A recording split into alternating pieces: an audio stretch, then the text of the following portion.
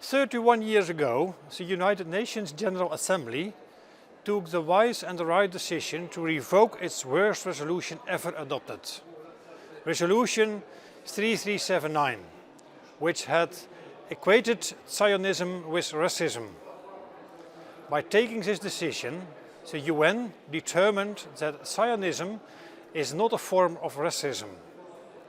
How astonishing is the fact that many do not seem to learn from history.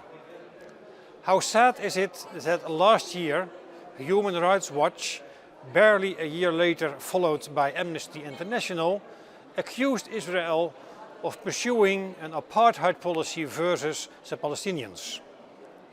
And how sad it is that the UN Human Rights Council, sadly known for its anti-Israel bias, established a commission of inquiry responsible for investigating, quote, systematic discrimination and repression based on national, ethnic, racial or religious identity by Israel.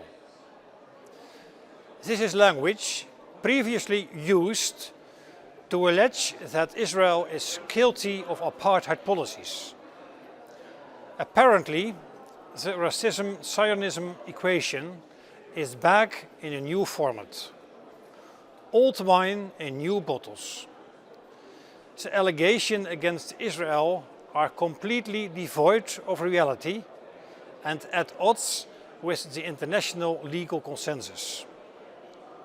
Unfortunately, the denial of the only Jewish state's right to exist, according to standards that are not used for any state, is now accepted. I come across a shocking example revealed by a Jewish student at a Dutch university. Last year, one of the university teachers sent all her students an email via the university system to urge the students to participate in a pro-Palestine demonstration against apartheid, Israel and the so-called genocide. As some described it, we may call this the new anti-Semitism. Stating that Israel is an apartheid state would fall under the definition of anti-Semitism. Apartheid is a very distinct crime that, according to international consensus, has been committed in history just once. The term should not be misused and certainly not for political purposes. The situation in South Africa during parts of the 20th century can by no means be compared with the situation in Israel. Apartheid is a system of segregation that goes against all the values and principles that Israel represents since its foundation. Israel's Declaration of Independence states that Arab inhabitants of Israel are being promised full and equal citizenship and due representation in its provisional or permanent institutions. This promise was put in practice. Just look at the current government that includes Arab parties, which shows that political diversity is enshrined in Israel's government policy institutions. Criticism to a country's policies can be good and is sometimes very justified.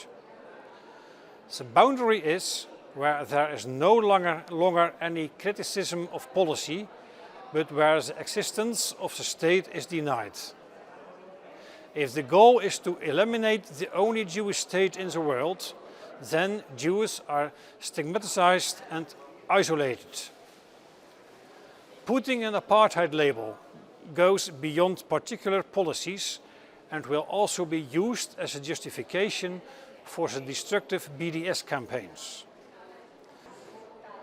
The NGOs that accuse Israel of the crime of apartheid undermine their own credibility, as their accusations are unreal and not based on facts on the ground. It does not have a positive contribution to the peace process either. We should firmly stand up against such deliberate attempts to delegitimize the State of Israel and against accompanying anti-Semitic rhetoric.